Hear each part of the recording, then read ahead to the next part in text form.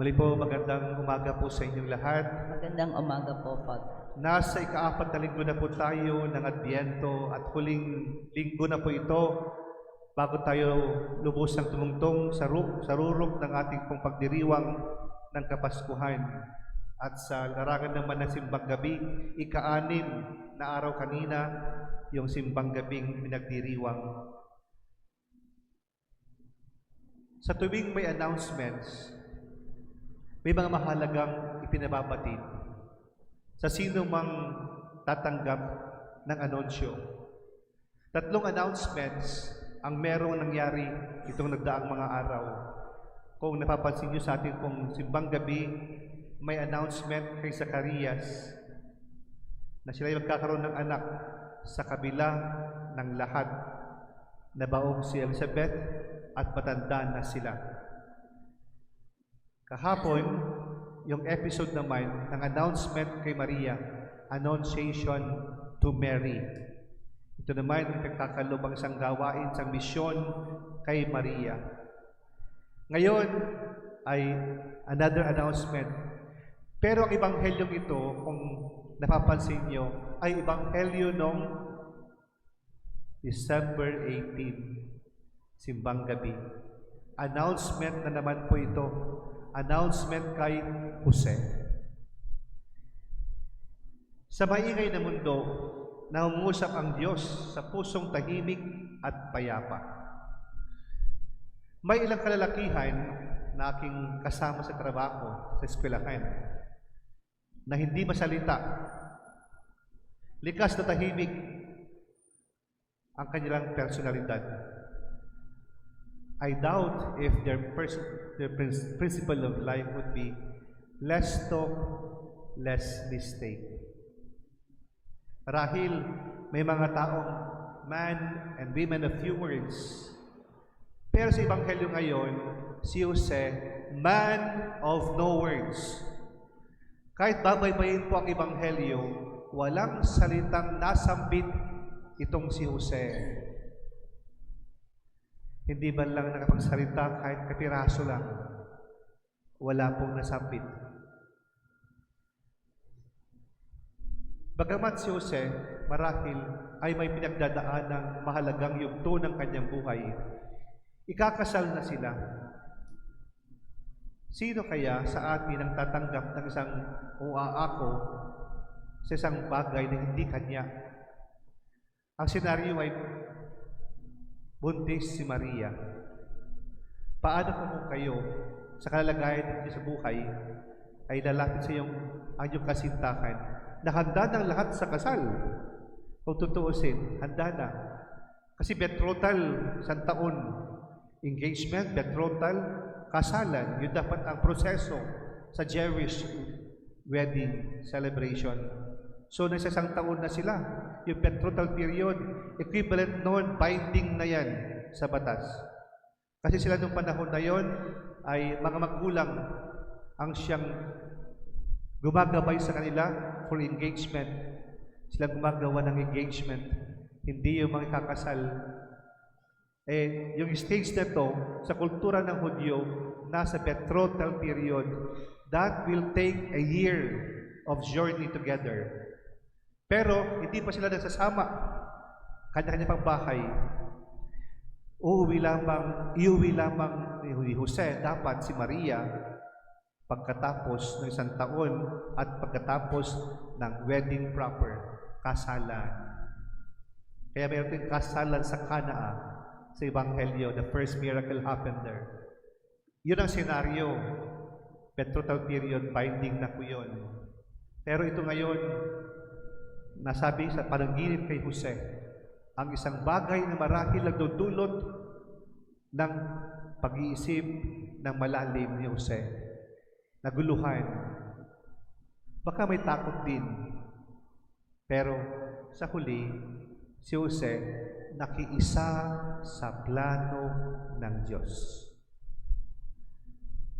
Sa gitna ng kalituhan, sa gitna ng takot ni Jose, sa katahimikan na natiling bukas si Jose upang pasinayaan ang paanyaya, ang panawagan ng Anghel Gabriel mula sa Diyos. Nakiisa siya sa plano ng Diyos. Niyakap niya ang responsibilidad ng tahimik. Hindi siya nagreklamo.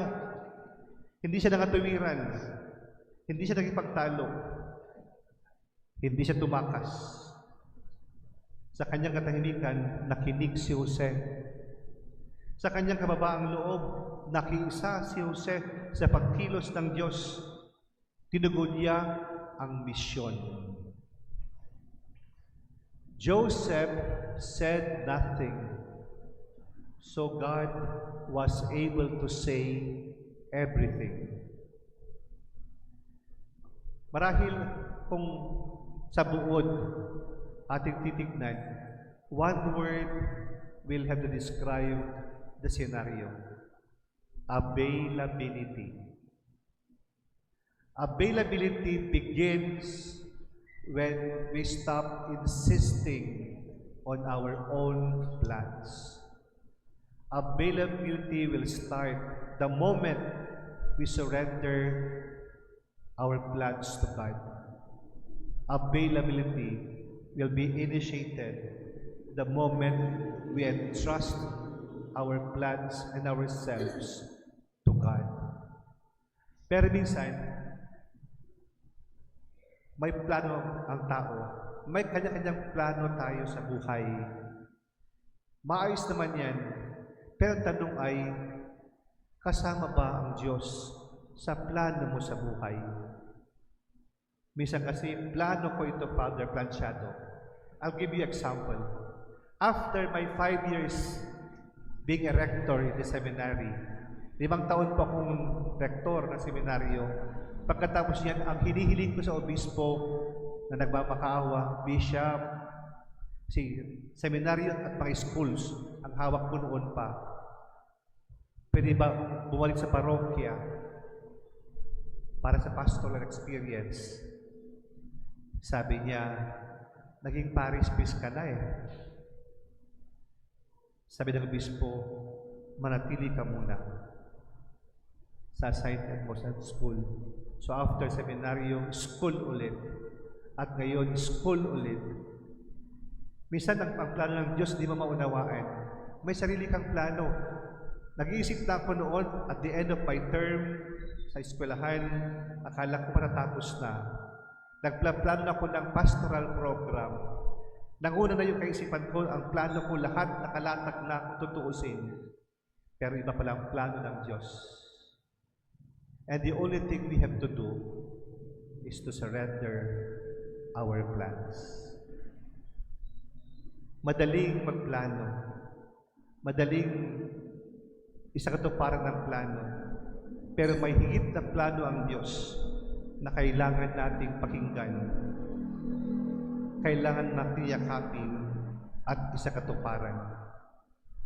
Joseph had not spoken any single word in the gospel, but his availability spoke loudly.